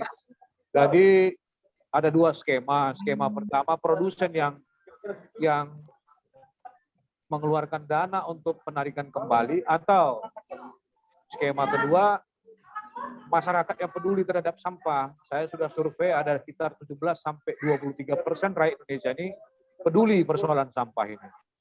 Jadi mungkin di scan aja barcode-nya dia yang bayar. Jadi misalnya Mas Aziz, Mas Aziz mau buang sampah, misalnya habis ngopi di mana ada sampahnya atau di rumah, scan aja sampahin barcode-nya, buang aja ke tong sampah atau kemanapun. Mas Aziz yang mungkin keluar 20-30 perak atau berapa perak terhadap itu tanda partisipasi aja. Tujuannya apa? Tujuannya kalau pemulung menemukan sampah yang berbarcode Montres itu saya bayar 200 perak. Lebih tinggi dari yang ada sekarang. Jadi bagaimana bisa saya membayar 200 perak kan begitu? Sementara 1 kilo botol aqua itu 60 botol itu baru 1 kilo. Harganya 4.000. Kalau 200 perak dia 1 botol, 10 botol aja udah 2.000 dia. 20 botol udah 4.000, sama dia dengan apa? Cuman beratnya mungkin 4 on. Nah, inilah yang saya bangun sekarang revolusinya supaya masyarakat tuh sadar bahwa setiap dia membuang sampah itu ada cost yang mahal untuk mengelolanya. Sehingga jadi mungkin suatu hari sistem barcode-nya itu mereka tidak akan sistem barcode. Jadi sistem barcode-nya itu kayak ditawarkan ditaruh di tempat-tempat sampah gitu, atau ditawarkan di ke sistem barcode-nya saya bekerja sama misalnya dengan Mas Aziz ini saya kerjasama, misalnya Mas Aziz punya warung atau Oke, toko online, oke, akan masuk membership ke saya, Oh iya, iya. free, Paham. kemudian Paham. request Mas Aziz print sendiri, Oke. tempelin aja sendiri di botol-botol itu ya, itulah kita tujuannya apa? Supaya muncul juga database buat misalnya ya Pemda Bogor dari kerjasama misalnya dengan Montras, suatu hari dia punya data Ya. bahwa Betul. sekian volume sampah plastik yang dihasilkan oleh industri itu. Jadi dia bisa menegosiasi juga ke produsen itu. Kalian buang sampah ke sini, kalian yang untung, kami yang bersihkan sampahnya pakai APBD kami. Wah, nggak bisa begini. Ah, itu kan ada faktor negosiasinya kan muncul nanti. Kalau ada datanya, sekarang orang-orang Pemda ini mau negosiasi ke pabrik gimana? Nggak ada datanya. Ada datanya. Selalu jawabannya bukan sampah kami, itu campuran tuh katanya. Ini yang saya bangun. Ya, betul. Jadi di barcode itu sudah terekam simpul mulai mulai database ya, itu menjadi database ya Bang ya. Jadi ada nama ya, dikeluarkan, ada nama lokasinya mungkin ya, nama pengumpulnya mungkin di situ nomor gitu ya. lokasinya, nama tokonya. Oh, nama tokonya. Jadi saya ini barcode-nya ada 36 numerik. Oh. Nomor 1 negaranya, nomor 2 provinsinya, nomor 3 kabupatennya, sampai detail, sampai ini produksi keberapa di bulan keberapa. Wah, mantap itu. Oke. Baik. Suatu hari ada yang belanja di mana, minum kayak kasus kopi beracun itu ya, kita tahu dari mana dia minum. Iya. Oke. Rifki mungkin. Halo Rifki, sebelum keluar nih Mas Rifki kelihatannya ada keperluan. Mungkin ada yang ingin disampaikan atau ingin ditanggapi dari paparannya Kang Didin, Kang Gideon, Mas Rifki? Ya Mas. Saya kira cukup sangat luar biasa paparan dari Kang Didin dan Bang Gideon. Saya sebenarnya sempat juga melihat aplikasi Montres. Saya banyak terinspirasi dari aplikasi Montres untuk kemudian bisa mengembangkan ide-ide berbasis Android. Ketika saya buka aplikasi Montres itu udah sangat spesifik per variabel, misalkan udah ada harga botol dan berbagai merek sudah tercantum. Saya pikir ide-ide Montres ini perlu dikembangkan untuk digitalisasi pengelolaan sampah. Saya pikir seperti itu. Terima kasih, Kang. Oke. Baik. Tinggal bisa kita berkolaborasi aja pemain-pemain sampah ini. Jangan main sendiri-sendiri kita. Kalau perlu kita buat asosiasi pengolah sampah. Karena sebenarnya kan salah satu masalah pengolahan sampah ini yang kita lihat di Indonesia adalah biasa di perumahan dan di tempat lain biasanya Pemda itu kalau misal di perumahan membuang sampah itu langsung dicampur kemudian berakhir di TPA dan tidak terurus. Itu masalahnya sih yang saya lihat. Iya. Oke. Dan konsep digitalisasi Bang Gideon ini saya pikir revolusioner lah, dan ke depan ya pasti sukses lah buat Bang Gideon. Ini baru pertama memang digitalisasi seperti Montres ini saya lihat baru pertama ini. Mungkin saya yang banyak berkecimpung di dunia persampahan juga nih Bang sebetulnya, karena komunitas saya itu komunitas Madura ya. Komunitas Madura, dan Madura itu dari dulu sampai hari ini juga yang dikerjakan yang kotor-kotor ya, pemulung sampah mereka ngumpulin, mulai dari sampah kertas, sampah ini sampai sampah besi kan dikumpulin semua sama orang Madura itu. Termasuk sisa rel kereta bukan? Iya itu juga. Itu juga dikumpulin. Rel kereta itu. Itu besinya itu loh. Saya menawarkan Cadila itu ya. Betul, komunitas Bang. Madura, maaf. Betul.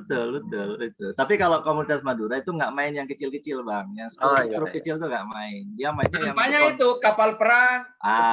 Diangkut dari laut begitu kan. Bekas kapal perang itu. Iya. Oke, Rifki terima kasih ya. terima kasih Ya. Mas Rifki. Ini kelihatannya Mas Rifki mau izin keluar. Kita mungkin tidak terlalu lama lagi, Bang, tapi nggak apa-apa. Kita lanjutkan aja ini mungkin sampai sekitar 15 menit lagi ya, atau sampai 17-15 menit. Gimana itu kira-kira? Jadi kalau untuk komunitas sampah, saya kira saya bisa sambungkan tuh Bang Gideon nanti dengan komunitas Madura itu. Itu banyak sekali kan. Cuma nggak tahu polanya ini gimana. Saya nggak kebayang itu. Karena mereka bekerja kan secara natural aja tuh. Tidak ada teknologi, tidak ada apa-apa. Tapi ya sudah, sampah dikumpulkan, ditimbang, dibuang, ditimbang lalu masuk ke ini. Dan mereka ngambil juga dari pemulung, mereka ngambil, mereka dari ini. Ya. Jadilah, boleh saya nih, mumpung Ya, masih online ini. Ya, Bang Didin. Saya sedikit lagi. Ya, mungkin menanggapi dari Bang Gideon juga nggak apa-apa. Ya. Jadi saya kira tanpa saya harus mengatakan bahwa korelasi dengan digitalisasi itu sangat relevan, saya kira komunitas yang peduli terhadap sampah ini, saya kira memang harus memasuki era digital. Itu saya setuju. Jadi saya tidak ada bantahan kepada apa yang dilakukan oleh Bung Gideon ya dengan Montres-nya. Namun dalam konteks saya, terutama garapan TCI ini masih harus menyentuh kesadaran-kesadaran dari masyarakat secara langsung.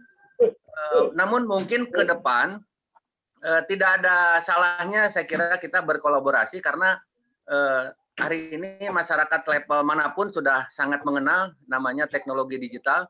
Cuman saya saat ini belum gencar dalam mensosialisasikan digital karena masih sangat berkepentingan untuk membangun kesadaran masyarakat secara langsung dengan mendirikan, mendorong ataupun mengembangkan komunitas-komunitas baru, mendorong komunitas yang mati, kemudian mengembangkan komunitas yang sudah berdiri. Itu komitmen kami masih membutuhkan komunikasi langsung dengan masyarakat, dengan kelompok-kelompok masyarakat, sehingga bukan saya dalam hal ini khususnya tidak dengan era digital, tapi saya kira ke depan insya Allah ini adalah salah satu challenge ya untuk digitalisasi komunitas-komunitas yang peduli terhadap penanganan sampah. Saya setuju, salut kepada Bung Gideon. Lanjut. Okay. Begini aja, Kang Didin, kita kawinkan aja. Jadi Montres ini kita ngumpulin sampahnya, Kang Didin yang ngolahnya di sana. Ya, boleh, bisa. Itu ya, kan? Konkret sudah. Itu mantap bisa itu. Mantap. Ya, bisa kolaborasi. Kalau supaya Montres nggak perlu lagi Montres ini kerjasama atau beli lahan lah apa. Jujur aja, saya buat bangun kemarin itu tanggal 15 sekolah sampah Nusantara itu tujuannya sederhana. Supaya Ibu Menteri ngasih saya lahan dan kita dikasih lahan yang di Sentul itu. Oh. Iya. Oh ya gitu ya. Jadi kan tinggal Kang Didin aja nanti yang ngolah di Sentul itu 30 hektar kan gitu, kerjasama aja kita. Ya, bisa Pak. Ya, saya kira itu menarik itu. Boleh. Menarik itu. Itu. Bisa ditindaklanjuti itu, Bang. Tawarannya ya. Kita bisa jajagi lah. Ya supaya kita naik kelas lah di negara ini. Masa kita gini-gini aja? Betul. Ya. Kita masih mundur betul ini. Itu. Masih mundur ini. Oke. Belum maju gitu. Saya Bang Karim. Ya.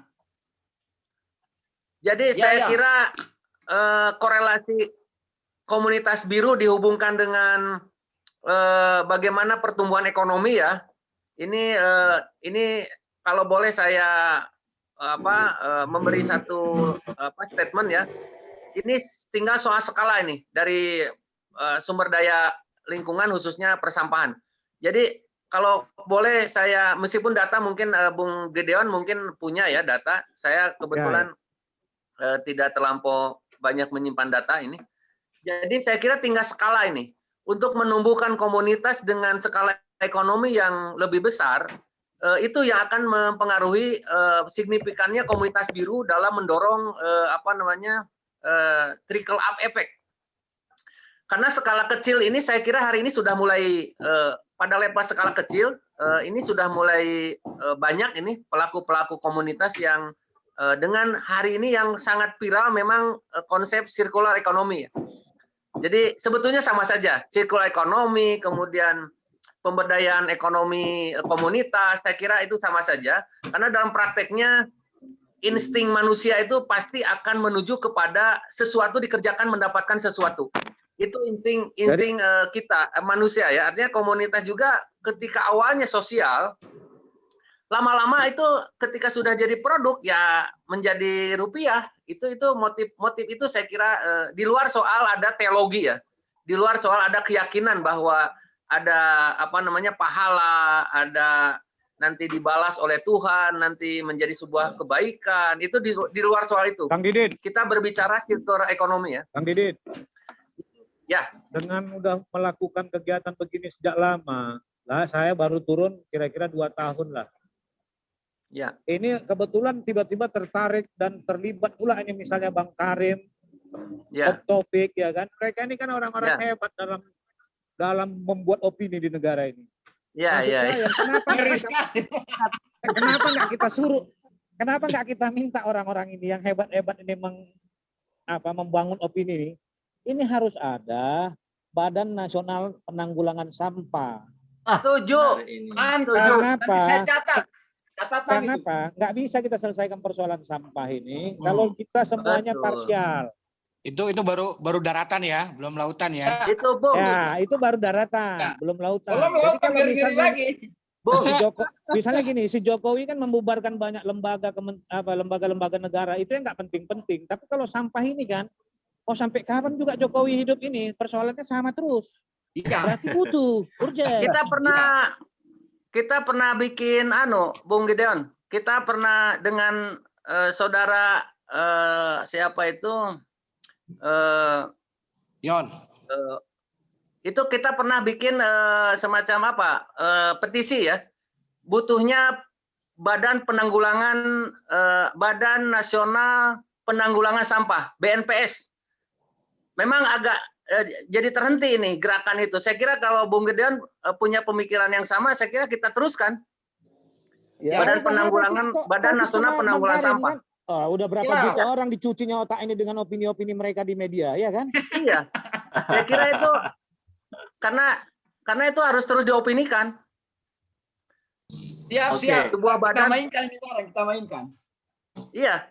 Kita diskusi itu soal badan itu. Penting itu. Penting ini. Jadi yang tidak penting dibubarin, yang penting kita itu kan ini. Iya, yang penting harus dibikin. Mumpung masih Pak Jokowi kan? Iya. Ini Bang pembisiknya Karim, kan. kalau Bang Karim baca Undang-Undang Sampah nomor 18, Abang boleh cek. Itu Iya. hampir semua Pemda, Bupati, Wali Kota itu masuk penjara, Pak. Harusnya. Karena 5 tahun setelah diundangkan wajib memiliki tempat pembuangan akhir yang tertutup, Tempat pengolahan sampah. bukan open landfill. Ya, sekarang semua terbuka begitu, dicampakkan begitu aja. Itu harusnya Bang bisa angkat itu, kalian kutangkap ya. Iya. Jadi itu betul itu harus dipilah itu, Ya. harus dipilah dan diolah. Itu undang-undang itu, Undang-Undang 18. Undang-Undang 18 tahun 2018, pemerintah daerah berkewajiban. Iya. Membuat Jadi kalau tempat tidak melakukan pembuangan sampah itu tertutup. melanggar undang-undang. Ditangkap semua mereka. Betul. Iya. Itu aspek kira- hukumnya itu Ini betul. menarik ini, bisa kita masuk tulis. penjara itu kalau daerah. Kita tulis. Iya, Siap. bisa antri masuk penjara itu. Saya kira ini Kalau Bang kita Karim, Bang Karim, kritisi itu undang-undang. Bang Karim, ini saya kira keputusan yang penting di sore ini nih. Iya. Jadi ini saya senangnya kalau diskusi aktivis ya. Jadi Ya. aktivis, kalau ada jiwa aktivisme itu dalam sebuah diskusi itu bukan hanya langkah-langkah konkret yang sekarang yang jelas-jelas dilakukan. Ini kan hanya bergeser, aktivisnya hanya bergeser saja sedikit dari aktivis Iya, politik iya. ke aktivis lingkungan. Tapi aktivis Iya, iya. lingkungannya juga politik lingkungan kan, Politik. ekologi Iya, politik iya, juga, iya. Politik Ujungnya ekologi istilahnya. politik Saya- ekologi juga. Jadi sebetulnya ya Bang, Jadilah ya saya 2006 itu menulis di PR. menulis di PR itu di paragraf terakhir saya bilang bubarkan perusahaan daerah kebersihan Kota Bandung. PD kebersihan saya bilang bubarkan. Dan itu baru bubar 2020. Berapa tahun itu? Artinya 14 tahun. Opini yang saya tulis di PR 2006 bulan Mei, saya tahu tanggal 19 Mei saya nulis dimuat di PR dengan berbagai horror story ya tentang persampahan gitu ya. Kemudian di ujung saya bilang bahwa DPRD, pemerintah dan pihak-pihak terkait harus membubarkan PD kebersihan, dan itu lama sekali dengan berbagai alasan sehingga akhirnya 2020 baru bubar. Jadi perjuangan-perjuangan aktivis ini juga harus menyentuh aspek kebijakan memang. Pasti, menurut saya pasti bisa. Kenapa saya bilang pasti bisa? Saya punya sejarah tahun 98. Tahun 98 itu, ya, Bung Taufik itu mendemo, diajaknya saya itu mendemo Dikti dulu itu, yang ketemu Dirjen Dikti Indrajati atau siapa namanya. Dia minta anggaran Diknas 20%. Udah terwujud gitu kan? Berarti kan hebat si Taufik. Betul. Terwujud loh itu, ya kan? Terwujud ya. 98 loh itu, ya kan? Iya. Dan sekarang sudah 20% ya? Sudah 20%. Saya Jadi kira kalau, ini menarik. Jadilah saya mau kasih sedikit. Ya, saya kira menarik sekali sore ini ada muncul tentang Bank Nasional Penanggulangan Sampah ini atau Badan Nasional ini. Ini kita harus bunyikan lagi nih biar tanah dengar ini. Jadi ini lebih penting daripada lembaga-lembaga yang tidak penting itu gitu loh. Karena kan karena sampah ini kalau bicara sampah ini tidak lagi gitu kalau sampahnya. Karena dia menyangkut kesehatan. Dari kesehatan, kalau kesehatan menurun, subsidi BPJS meningkat. Ya, betul. Ya. Betul. Iya, betul. Boros kan. Belum lagi ke lingkungan ya, pencemaran ke lingkungan, belum lagi ke yang lain. Saya kira ini menarik. Oke, jempol ini. Diskusi ini jempol ini, jempol. Oke, saya kira itu ya, saya kira banyak hal ide-ide cerdas saya kira yang bisa kita hasilkan pada diskusi kita hari ini. Saya dari awal Bang Gideon, Bang Didin, Bang Taufik dan Bang Karim, dan saya dengan Bang Karim, kita dari awal sudah selalu bilang bahwa di komunitas akar itu yang kita mau coba bangun adalah kesadaran kritis.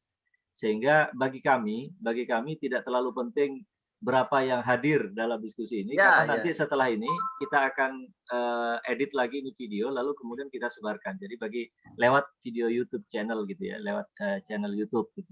Tapi yang lebih penting dari itu semua adalah lahirnya sebuah gagasan-gagasan cerdas yang saya kira kita sudah paham betul, teman-teman yang hadir di sini, khususnya yang masih tersisa, ini menunjukkan ini kan para pejuang-pejuang yang sudah saya tahu lah dulu Bang Gideon, Bang Taufik di saat megang Bang Didin, Bang Gideon, Bang Karim, Bang Taufik itu dulu megang memimpin demo begitu. Saya masih pegang bendera dengan Gunadi itu, Bang. Saya masih pegang spanduk tuh dengan Gunadi. Kalau megang toa itu Taufik terus itu yang megang toa. Taufik itu. Saya tahu itu. Makanya Bang Taufik itu termasuk yang ngospek saya itu saya paham betul. Yang membimbing saya di BEM di mana-mana begitu. Nah, jadi saya kira catatan penting hari ini Bang Karim, mungkin nanti Bang Karim nih biasanya yang langsung menjadi notulen dan menjadi hasil yang sangat bagus nanti biasanya adalah satu tentu adalah upaya pencapaian untuk mendirikan atau membangun kembali Badan Nasional Penanggulangan, bukan hanya penanggulangan bencana ya, tapi penanggulangan sampah gitu. Penanggulangan sampah. Jadi spesifik sekali gitu. Penanganannya. Badan Nasional Penanganan Sampah ya, atau penanggulangan sampah. Sebetulnya sampah itu tadi bukan hanya dari aspek itu. Kalau mau digali lebih lanjut lagi, itu bisa menjadi bisa menjadi bahan bisa menjadi energi kan sebetulnya, bisa menjadi bahan untuk energi kan. Bahkan di banyak negara-negara seperti di Jerman sudah ada pengolahan sampah yang guna menjadi energi listrik begitu. Nah, ini belum sampai ke sana. Bayangkan berapa juta ton tadi kan. Kalau kita mau hitung begitu. Ada sampah industri, ada sampah domestik di darat maupun di laut. Jadi saya kira catatan kita hari ini, diskusi kita hari ini, saya kira adalah diskusi yang sangat konstruktif dan terima kasih sekali lagi. Ini kita akhiri ya Bang ya, karena udah jam 17.30. Saya mohon maaf jika ada kehilafan dan kesalahan di awal-awal diskusi kita kali ini, dan mohon terima kasih sekali lagi pada Bang Gideon, Bang Taufik, Bang Didin, dan Rifki. Dan kalau nanti umpamanya kita undang pada diskusi-diskusi berikutnya, Bang, pada 2 mingguan, kita biasanya diskusi 2 mingguan, Bang. Ini untuk membangun apa ya, tradisi intelektual ini biar tidak hilang lah begitu, biar tidak pudar. Tapi juga langkah-langkah konkret, aksi-aksi nyata seperti tadi yang Bang Gideon sampaikan, itu juga penting kita lakukan. Jadi mungkin nanti aksi lanjutan dari diskusi kita kali ini, selain kita berjuang di opini untuk Badan Penanggulangan Sampah itu, kalau kemungkinan ada data-data atau ada informasi yang memang dibutuhkan untuk kita tulis atau kita kolaborasikan gitu, Bang Gideon, Bang Didi, mungkin saya kira tidak menutup kemungkinan kita bisa bersama-sama kolaborasi. Nah, kami dari komunitas Akar siaplah menjadi fasilitator atau ikut serta di dalam membangun komunitas ini. Saya tambah sedikit, boleh nggak tambah sedikit? Ya, silakan, Bang. Ya, sebetulnya ini bagus sekali tadi. Saya sebetulnya undang juga ini, Bang Gideon ya, Kepala Badan Litbang Provinsi Sulawesi Tenggara. Saya sebenarnya sempatnya, tapi beliau nggak bisa hadir, kayaknya lagi sibuk. Saya berharap di Sulawesi Tenggara itu kan bisa dikoneksikan juga dengan montas apa namanya yang dibangun oleh Gideon atau dengan Didin, sehingga pemerintah daerah juga punya bisa dikerjasamakan gitu loh. Tapi sayangnya itu beliau tidak bisa hadir. Ketika diskusi kedua itu kita ajak yang Tejo ya bicara running waktu itu. Yaitu Tejo di follow up itu deal sebetulnya. Jadi dalam rangka pengembangan ekonomi kopi di Sulawesi Tenggara itu Bang Sukanto itu mengajak Tejo kayaknya langsung berdiskusi langsung. Jadi maksud saya diskusi kita ini juga bukan sifatnya hanya sekedar wacana, tapi juga membangun kolaborasi tadi seperti yang dibilang Gideon tadi. Yeah. Bukan hanya di antara kita, tapi bisa di antara juga pemerintah daerah atau yang memang serius ya ingin mengerjakan itu. Itu aja sih teman. Program terdekatnya kan 30 hektar di Sentul itu, kata Bang. Ya itu yang paling kira-kira bisa dikolaborasikan nggak dengan Bang Didi, dengan Bang Taufik, dan kita apa yang bisa kita bantu ya kita bantulah nanti. Ya Bang Gideon ya, kita siap aja Bang. Jadi Cadila, siap. Cadila sedikit lagi closing statement. Baik. Jadi mohon maaf ya, ini hanya soal durasi waktu ya. Saya 15 tahun lebih di bidang persampahan, 2005 ini pada akhirnya 16 tahun ya. Kalau bukan karena idealisme, kalau bukan karena mungkin pernah aktif di organisasi yang ideologis, saya mungkin sudah mundur dari pergerakan karena ini ada sesuatu yang mau dibawa ke bisnis murni, pada akhirnya Pemda, pemerintah juga agak sulit ya untuk ini. Pada akhirnya ke luar negeri lagi teknologi ataupun vendor ataupun apa. Tapi akhirnya saya harus tekankan di sini bahwa seperti yang pernah saya utarakan di diskusi tentang Mbah Muda ya. Saya kira ini ideologi ini. Sampah ini adalah salah satu harus masuk pada ranah ideologis. Karena bagi para aktivis yang terjun di dunia sampah, dunia penanganan sampah, ini harus siap-siap dengan banyak kekecewaan ataupun banyak godaan-godaan ya. Dan saya kira kalau bukan karena idealisme, apalagi kalau ada investasi seperti Bung Gideon, saya kira ini kolaborasi ini luar biasa ini. Oke. Itu aja. Terima kasih Cadila. Baik, terima kasih Bang Didin. Bang Gideon, ada closing statement terakhir mungkin? Saya hanya closing statement-nya, kita nggak bisa menyelesaikan persoalan sampah ini sendiri.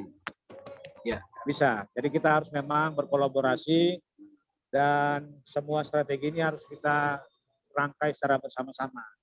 Supaya tujuannya sederhana aja.